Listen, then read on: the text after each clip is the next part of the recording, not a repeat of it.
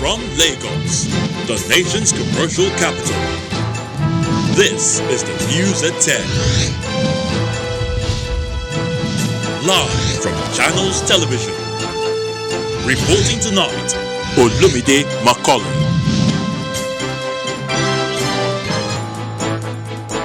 Hello and welcome. Tonight, the SARS protests continue in some states in the country as youths troop out in streets to demand the scrapping of the Special Anti-Robbery Squad. Police authorities vow to ensure hitch-free conduct of the Ondo state governorship election tomorrow, deploy over 30,000 personnel to locations across the state. Inspector General of Police orders restriction of vehicular movement in Ondo State from 11:59 p.m. tomorrow to 6 p.m. tomorrow as part of efforts to ensure peaceful election. And Europe witnesses a spike in confirmed COVID-19 infections as over 100,000 new cases are recorded in one day. Plus business, sports, and later from our studios in London. On business news tonight, Nigeria's inflation seen higher at around 13.63% within September in latest forecast by financial derivatives company. On sports news, Novak Djokovic sets up a dream French Open final against defending champion Rafa Nadal after defeating Stefanos Tsitsipas in 5 sets in the second semi-final.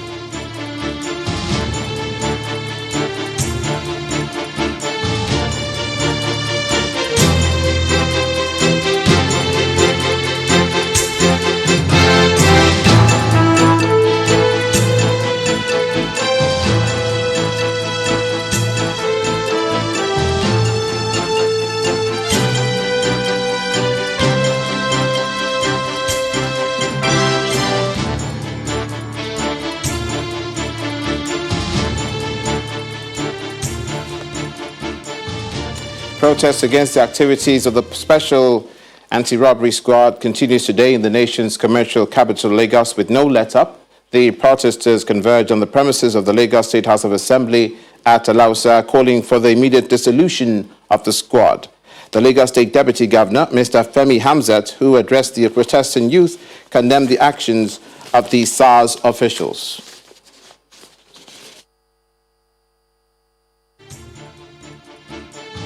Details of the SARS protests in the course of today's bulletin. Meanwhile, all eyes are now on Ondo State, where in a matter of hours, the governorship election will be taking place tomorrow, Saturday, October the 10th. Assurances are what we are getting about the election from the electoral umpire and the police, but some stakeholders fear the events of the past days need a careful look to avert violence. In this report, our political correspondent, Shewa Kimbaloye, tells us what he finds out on the field in Ondo State ahead of tomorrow's elections. It is the eve of the election and the rack centers are fully activated. Here at the Akure South Local Government Area Office of INEC, officials are moving electoral materials to different areas in the council. As these vehicles leave the premises, more enter. All the sensitive materials. For the State Resident Electoral Commissioner, Rufus Akeju, what is seen here is what is obtainable in all the 18 local government areas of Ondo State. Early tomorrow morning, both personnel and materials to be used will move on to where the election proper will take place. Put out there by 8:30. They'll be waiting for the electorate to come and cast their vote. Vehicles are filled with both sensitive and non-sensitive materials. These materials are clear indication of what the next few hours will look like for the officials, some of whom will pass the night here. In some other parts of the state, election observers are closely monitoring the process and they have their reservations.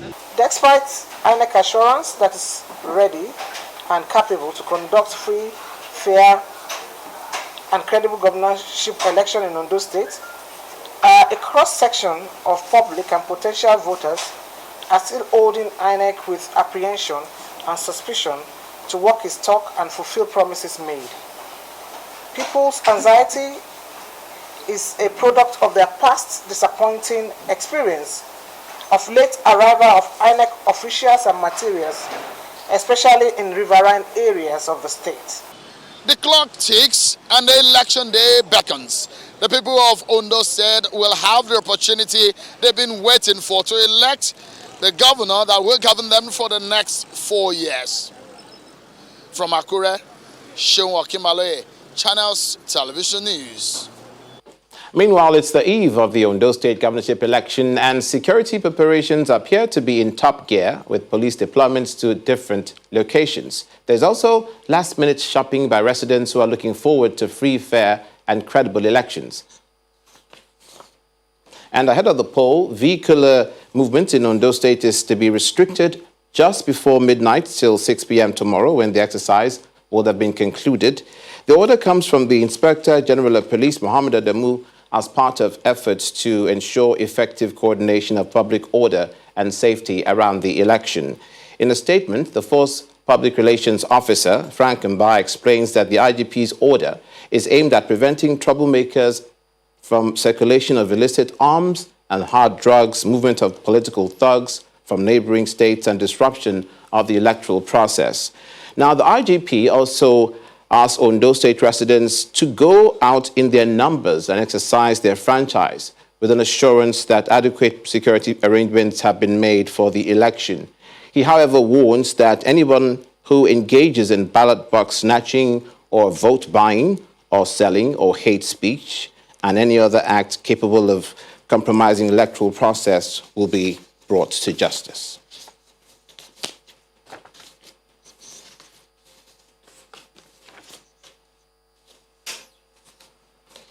Now, amidst calls for the scrapping of the Special Anti-Robbery Squad, SARS, a civil society group, Citizens Action for Good Governance, is advocating total reorientation of all its operatives. The national coordinator of the group, Mr. Nazir Galadanchi, explains that ending SARS amounts to giving license to armed robbers and other criminals to unleash terror on innocent residents. Mr. Galadanchi, who was addressing a news conference in Abuja, also acknowledged the excesses of some unscrupulous members of SARS. We have taken special note of the public outcry against SARS and observe with all sense of responsibility that there should be a productive reformation of not only SARS operation but the entire operation of all units of the Nigerian Police Force. We urge Nigerians to see the light at the end of the tunnel, as the reformation of SARS is the required recipe for taming crimes and enhanced security of lives and properties. For the avoidance of doubt, the necessity to abate the preponderance of armed robberies on highways, towns, and communities led to the formation of Special Anti-Robbery Squad, which is a unit under the Nigerian Police Force. We want to give due respect to the views of Nigerians calling for the shutdown and end of SARS because they are entitled to their opinion on this matter. But we unequivocally state that there is no need to be in a hurry to end SARS, but because of few bad eggs that have given the unit a bad name and put it in bad light before the world. Ending SARS means giving license to armed robbery to unleash terror on innocent citizens. The general public should note that whatever makes criminals happy threatens the peace of law-abiding citizens. And now we turn our attention to Ondo State for coverage of the Ondo State governorship elections, which holds tomorrow. Our political correspondent, Seun Okimaloye, is standing by with more details. Hello, Seun.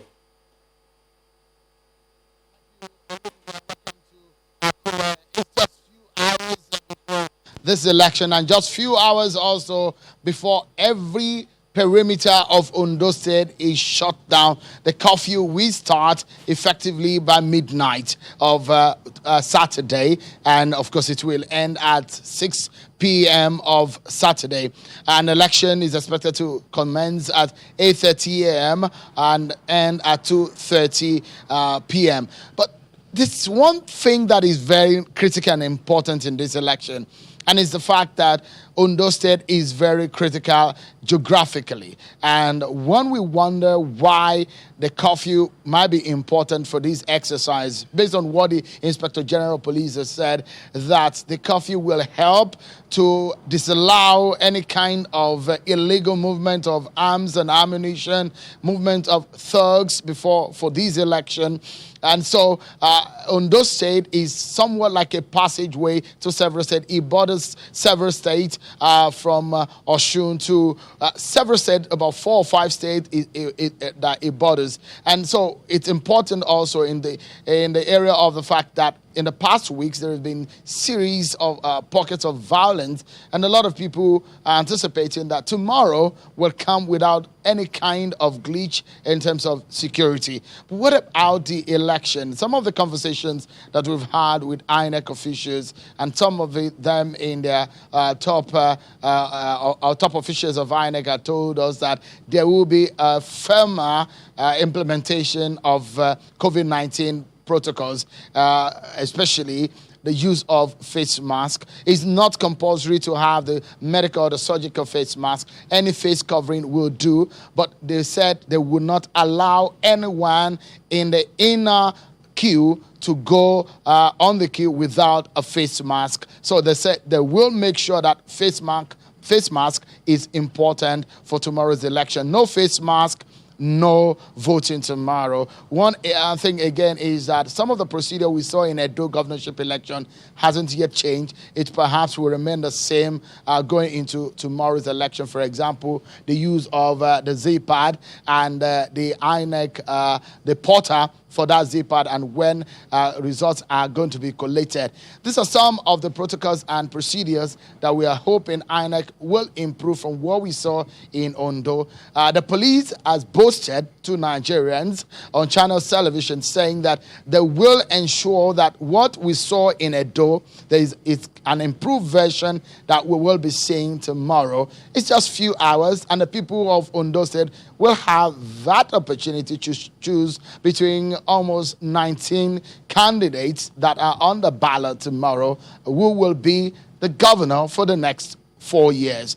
One thing that is very critical at this hour is the presence of military operatives at the perimeter of the state, in and out of the state, and also within the state. We can see a lot of the security agency personnel who are on the ground. Olumide.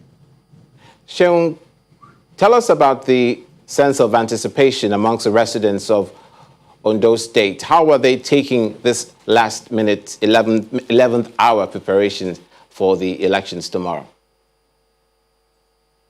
It's interesting, Olumide, to know that earlier today, some of my colleagues who went to town, those who went into the marketplace, those who went into shopping arenas, those who went on the street. I was also on the street to feel the pulse of the people and see what they are thinking ahead of tomorrow.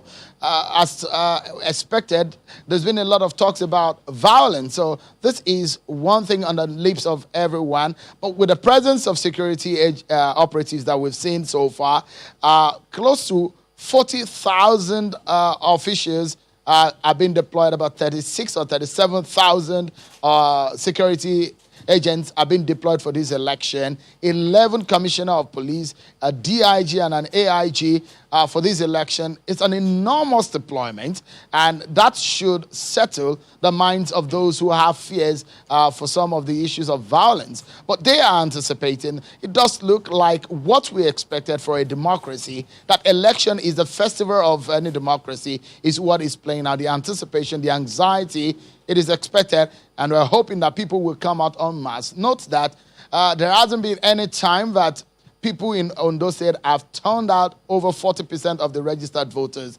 1.8 million are registered, but 1.4 of them have their voter cards. And I hope that more of what we have not seen in the past will play out or pan out tomorrow. Olumide. And we look forward to it with all the residents of Ondo State and all Nigerians as we look to the conduct of the Ondo governorship elections. Thank you, Sheung. When the news at 10 returns, more coverage on the End SARS protest as it took place across the country. Please stay with us.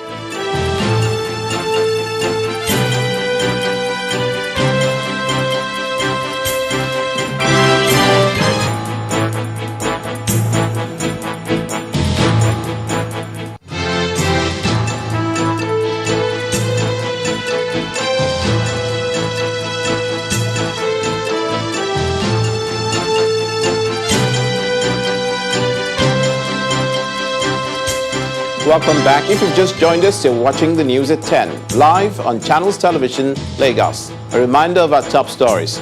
The End SARS protests continue in some states in the country as youth troop out in the streets to demand the scrapping of the Special Anti-Robbery Squad. Police authorities vow to ensure hate-free conduct of the Ondo State governorship election tomorrow, deploy over 30,000 personnel to locations across the state. Inspector General of Police orders restriction of vehicular movement in Ondo State from 11:59 p.m. tonight to 6 p.m. tomorrow as part of efforts to ensure peaceful election. And Europe witnesses spike in confirmed COVID-19 infections as over 100,000 new cases are recorded in one day.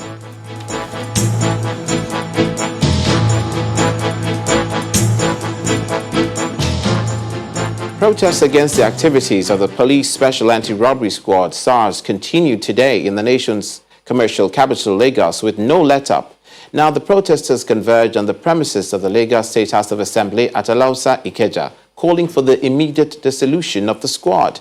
The Lagos State Deputy Governor, Mr. Femi Hamzat, who addressed the protesting youth, condemned the actions of SARS officials. A similar protest in Abuja, the federal capital, was dispersed by the police, who fired tear gas at the protesters.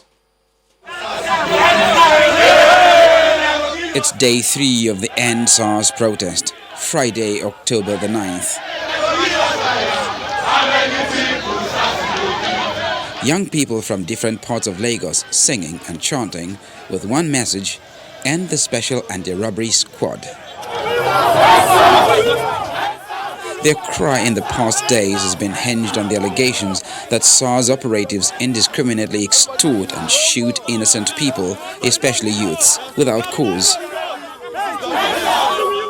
Some of the protesters had passed the previous night at the gates of the Assembly complex. They now present a 7-point request to the Lagos State House of Assembly. What do we want? The lawmakers call for an emergency sitting, and at the end of the meeting, a resolution is made. The singing and chanting continue as they wait for the outcome of the meeting.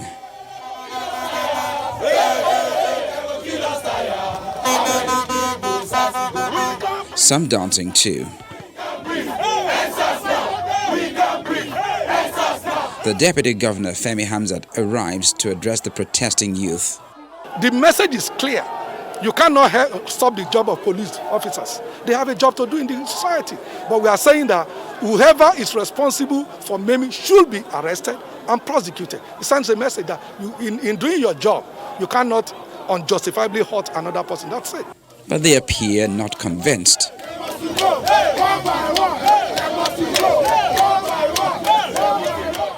They insist that it's end SARS or nothing. No! Finally, the conveners of the protest in Lagos agree to end the 72-hour action, but resolve to continue if their demand is not granted by Monday, October the 12th.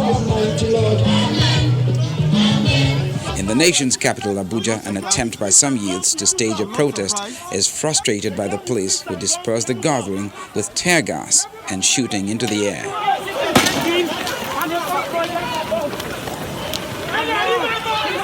Youths in Ado Ekiti, the Ekiti state capital, are not left out of the action.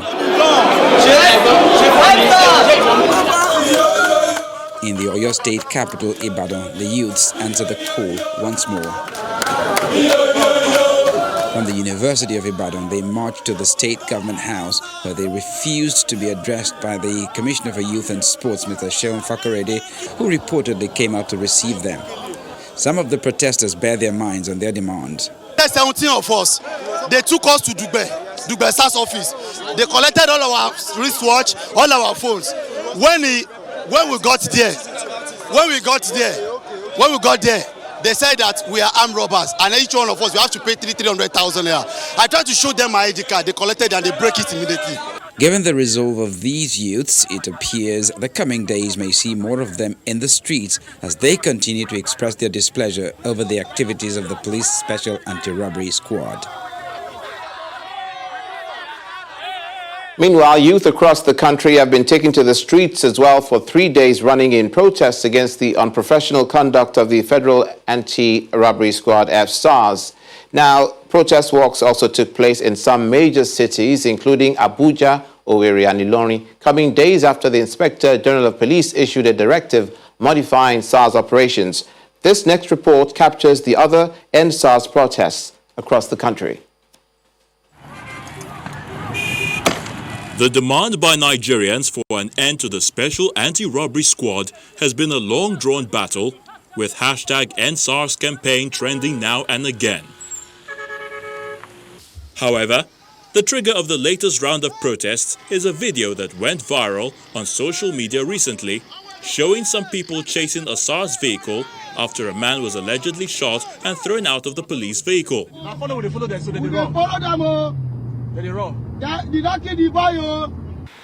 But the Delta State Police Command later denied the allegation, claiming the video was fake. Days later, a suspect the police said was behind the video was paraded by the command in Asaba. Whether fake or genuine, that video set off an outrage across the country, with calls for the scrapping of the police squad and for Nigerians to troop out in protest against the Special Police Unit.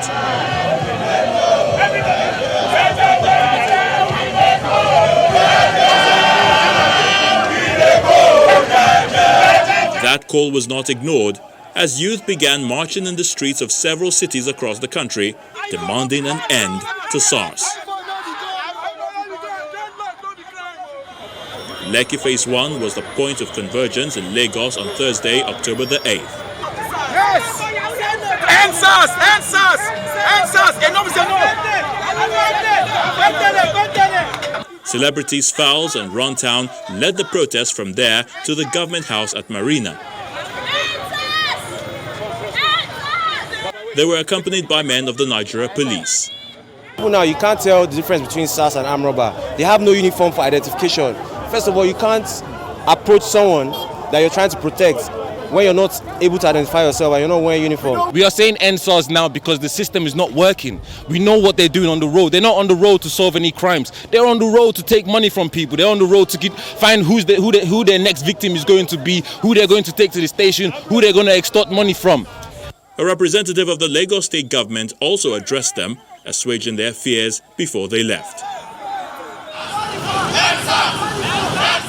Youths representing different organizations and schools in Kwara State said they wanted FSARS scrapped and not reformed, as proposed by the police authorities. Do you want to be king? No! Do you want SARS? No! They were accompanied by security operatives from the post office area of Ilorin to the police headquarters and were received by the Deputy Commissioner of Police.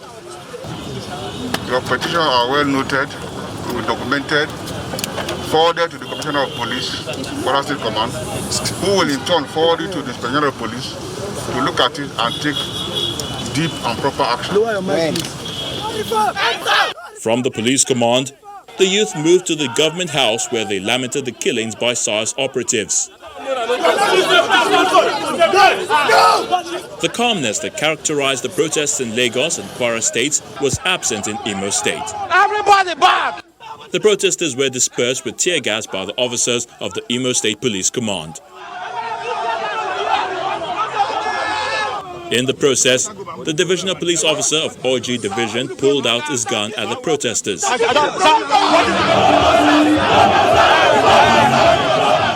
In Benin City, a group of youths converged on Ring Road before marching to the NUJ Secretariat and later to the Edo State Police Headquarters to express their grievances.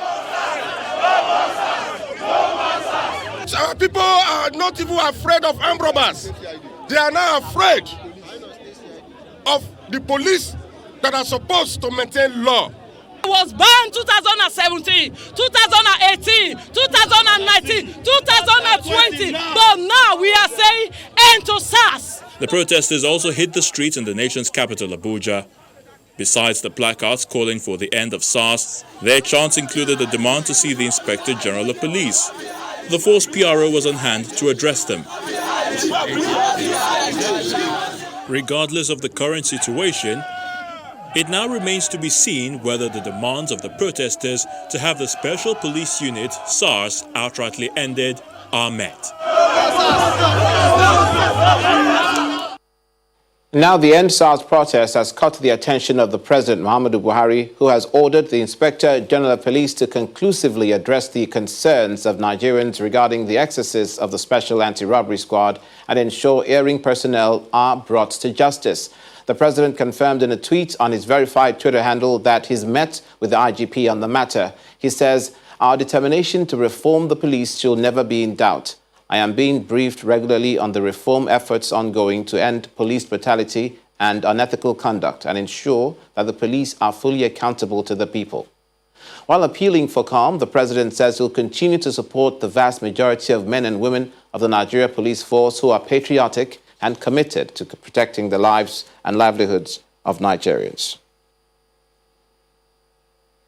Meanwhile, the Inspector General of Police, Mohammed Adamu, is warning that attacks on police personnel or any law enforcement official by any protesting individual or group will no longer be tolerated. This follows the death of a police officer in Ughelli in Delta State yesterday with an AK-47 rifle carrying 25 rounds of ammunition stolen. The attack also left a vehicle belonging to the police damaged. The IGP explained in a statement that Corporal Etaga Stanley, who was attacked to A Division, Ughelli, was attacked and murdered by protesters who also left another sergeant, Patrick Okweni, seriously injured, allegedly from gunshots by the protesters. He acknowledges that protest remains a legitimate means for citizens to air their concerns and views, but it must be carried out with all sense of responsibility and within the confines of the law. The IGP also directed the Commissioner of Police in Delta State to investigate the incident. When the news at 10 returns, Nigeria's inflation seen higher at around 13.63% within September in the latest forecast by financial derivatives company. That's on Business News. Please join us again.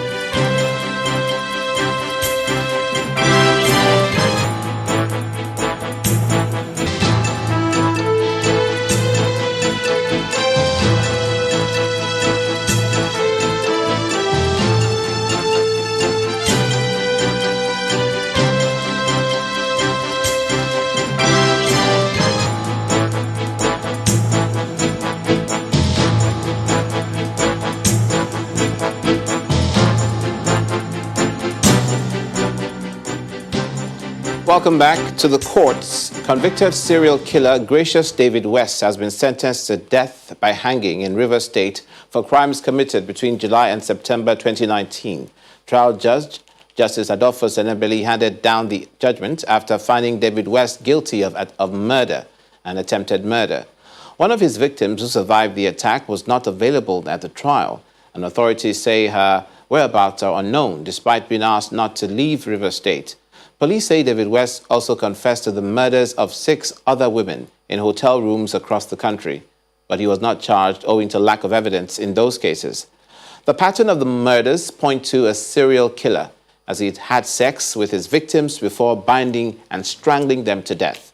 After several protests by residents of Port Harcourt, the Rivers State capital, David West was arrested on September the 19th, 2019.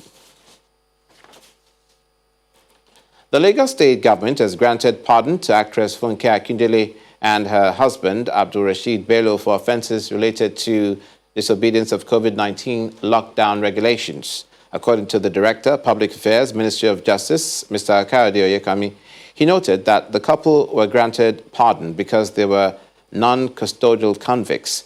The statement further reveals that 56 inmates from various correctional centers were granted state pardon after due examinations of their case files, length of time served, offense gravity, old age and ill health, amongst other parameters. The Attorney General also enjoined the beneficiaries to be good citizens and stay away from crime. Now to infrastructure. Portions of the third mainland bridge in Lagos State will be closed to motorists from midnight of today as the repair work on the marked portions near completion. This much was confirmed by the Minister of Works and Housing, Babatunde Fashola, during an inspection tour of 3 bridges in Lagos. He assures citizens of prompt delivery on all infrastructure projects by the federal government. Our correspondent Gimba Umar reports. The takeoff point was the Ministry of Works office at TBS on the island. It progressed quickly to the point of inspection. On arrival, the minister wasted no time to inspect the first of 3 bridges of 50, the Echo Bridge. Climbing up the scaffolding for a closer look, coming down, his expression on the work done is unshaken. Once the bearings are completed, they will do the expansion joints on top, do the concrete work, and very soon we should be able to reopen the Alaka end of the bridge.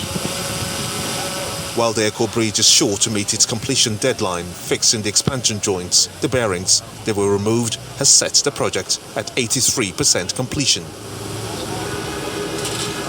The next stop was the Marine Bridge that leads to Apapa, where lies port operations and commerce. 250 meters portion have attained 100% completion. Inspection here, as was at the Alaka end of the Echo Bridge, were on and beneath the bridge. The minister is definitive on this, saying that the Marine Bridge will be opened for use within days. The last point of inspection was the 3rd mainland bridge, where repair works are at advanced stages.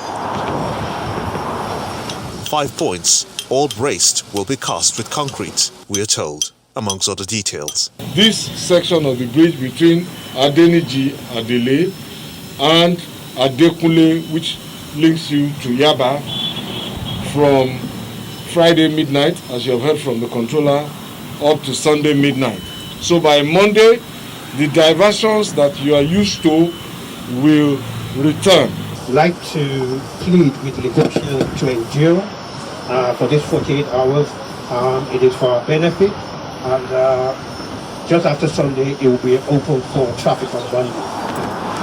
There is more work in the coming days, as total rehabilitation of the bridge is expected to be completed in January, as many await the day to come. From the concrete railings on the 3rd mainland bridge, the message from the Minister of Works and Housing is clear: a better experience in the near future for Lagosians. Gimba Umar, Channels Television News. And now business news. Here's Teniola Shoboali.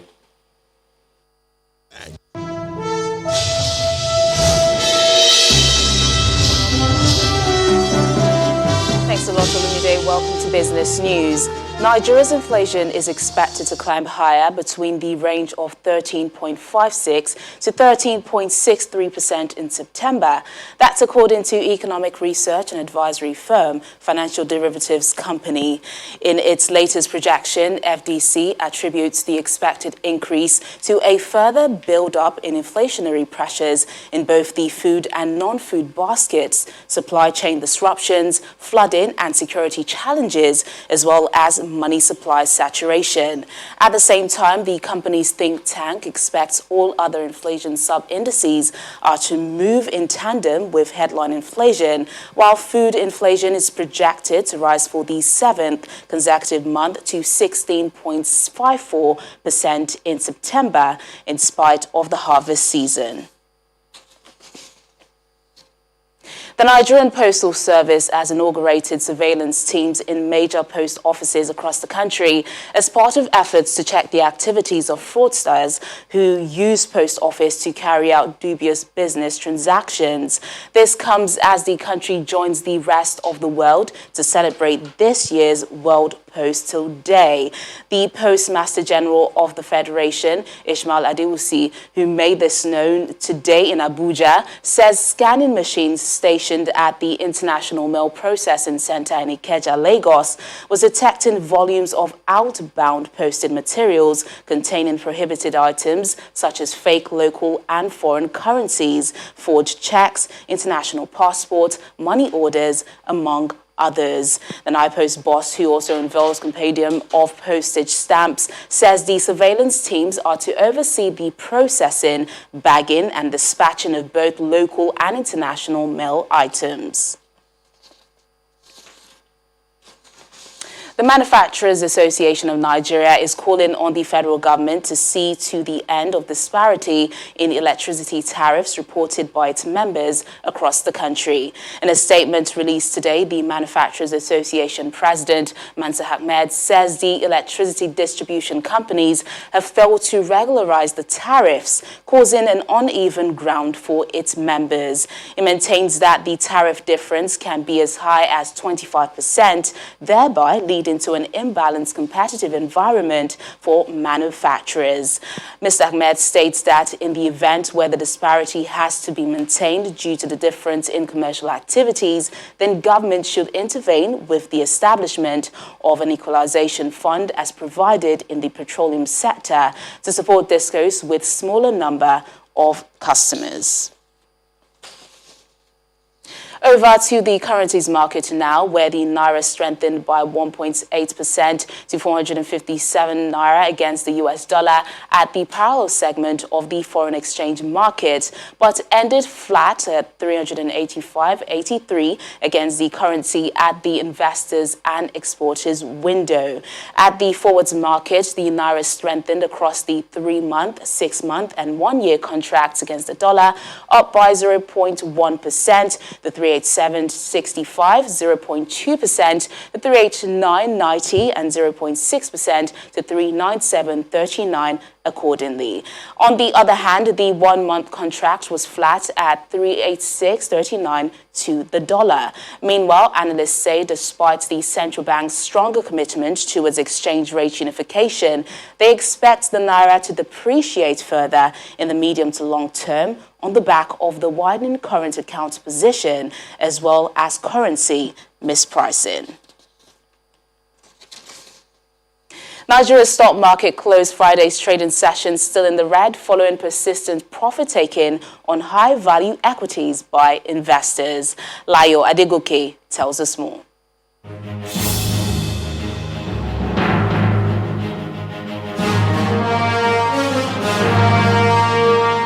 Thank you for joining us for the stock market report.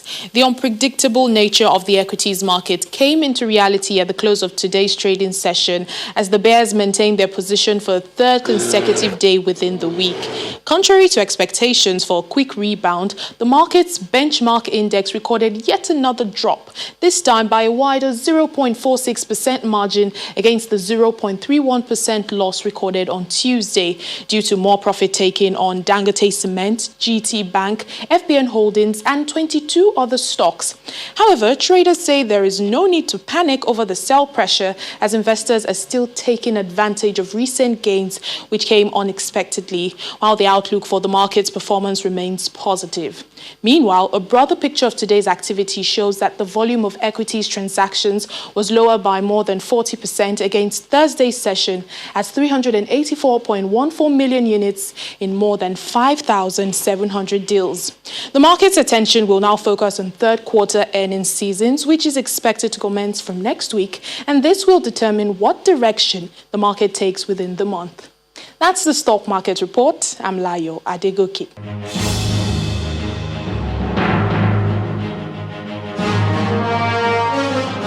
And that's business news tonight. Back to Olumide for the rest of the news at 10.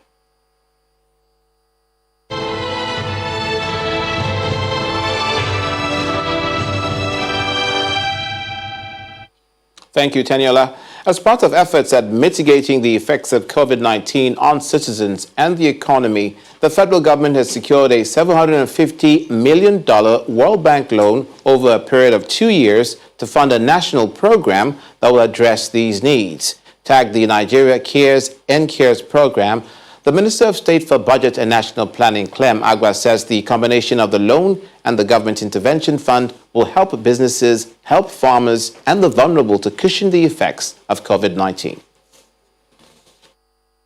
With the easing of restrictions imposed as a result of the coronavirus pandemic, people and businesses are gradually trying to get back on their feet. To help smoothen the process, a national plan has been proposed to respond to the challenges posed by COVID-19, with 3 result areas to be funded by a World Bank loan on a state-by-state basis. The objective of this particular support from the bank, which tallies with the objective of the program, is to expand the access to livelihood support, to food security services, and also to help provide grants to poor and vulnerable households and farms in a way that helps them to be able to operate actively in the local economy.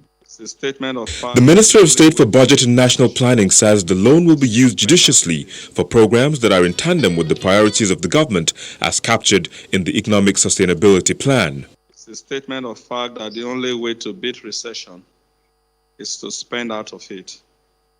Applying more funds into economic growth is the only non-stimulant to the economy, as it will prevent business collapse, increase pro-poor expenditure that ultimately will ensure liquidity. It will also retain and create jobs using labor-intensive methods in key areas like agriculture, and most importantly, it will support small businesses and create jobs in priority sectors. It will go a long way in assisting facilitation of some common facilities across the length and breadth of the country, as well as providing the much-needed support for MSMEs in retooling and upscaling their businesses. However, for state governments to access the funds, the World Bank has set disbursement-linked indicators that must be met to be supervised by the Nigeria Governors Forum. The Nigeria Governors Forum Secretariat has, assisted the state to mobilize, first to identify focal persons in each of the states, and then the teams that will help to deliver this program along the result areas. The World Bank says any activity outside the identified result areas will not be reimbursed with the loan, and states must use the funds within the framework to access further loans.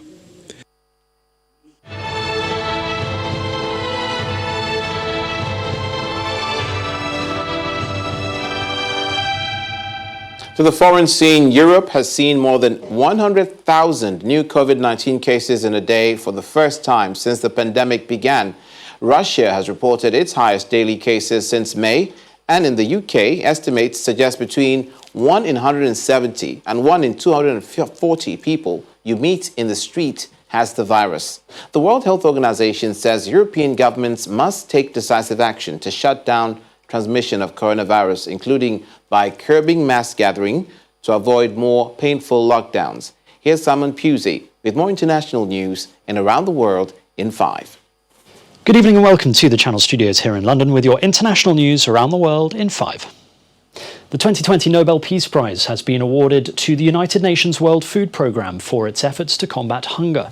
The need for international solidarity. The Norwegian Nobel Committee has said the organisation has acted as a driving force in efforts to prevent the use of hunger as a weapon of war and conflict. The World Food Programme, the 101st winner of the prize, has said it is deeply humbled. The World Health Organization and climate activist Greta Thunberg were among the favourites to win this year. Very elated for this Nobel Peace Prize.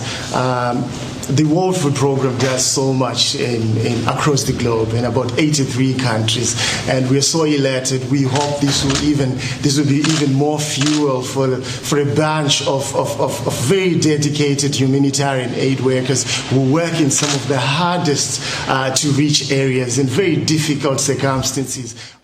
Several European countries have registered record numbers of coronavirus infections, with governments across the continent implementing new restrictions.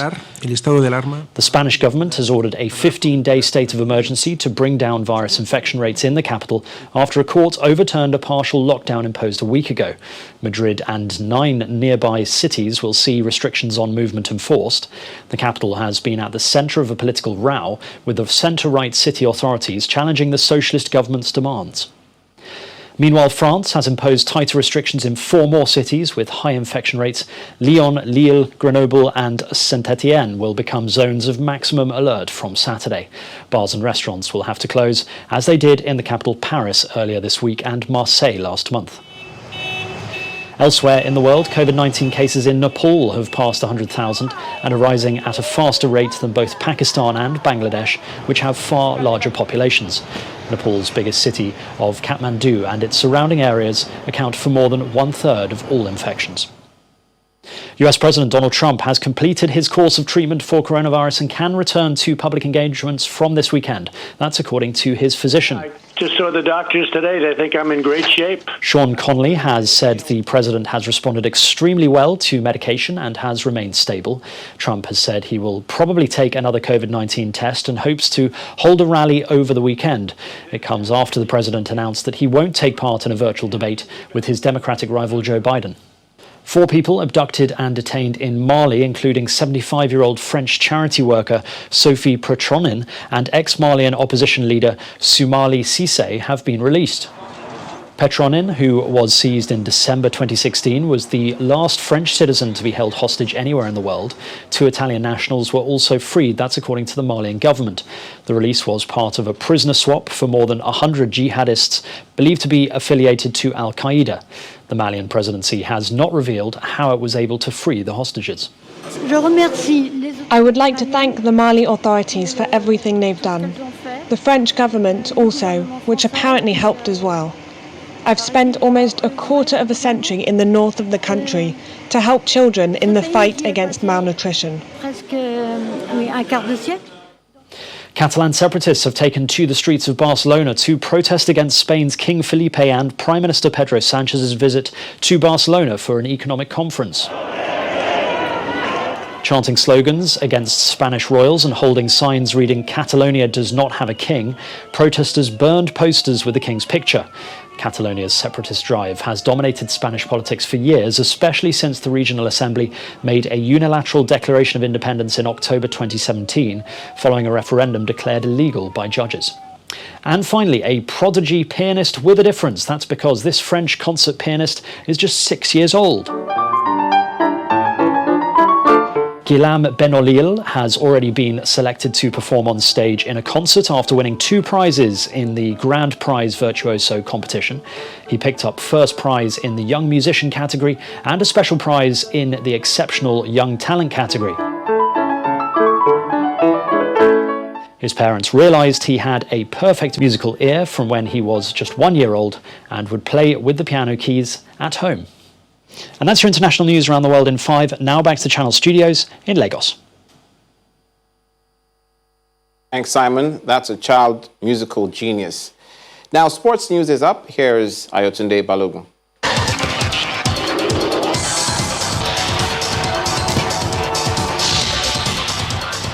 Thanks so much, Olumide. Yes, indeed. It took just Rami Bentabani's early strike to condemn Nigeria to a 1-0 loss against Algeria in an international friendly played in Austria.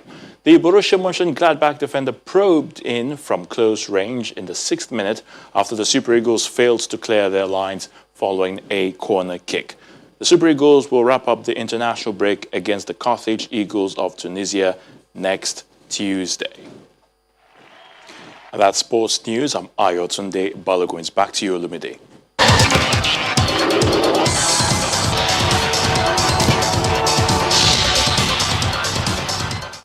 Thank you, Ayo. And the main news again. The End SARS protests continued today in some states across the country as youth trooped into the streets to demand the scrapping of the police special anti-robbery squad. Also today, police authorities vowed to ensure a hitch-free conduct of the Ondo state governorship election tomorrow, deploying over 30,000 personnel to locations across the state. And Europe today witnessed a spike in confirmed COVID-19 infections, with over 100,000 new cases recorded in one day. And that's it on the news at 10 tonight. Thank you for watching. I'm Olumide Macaulay. Do have a great weekend.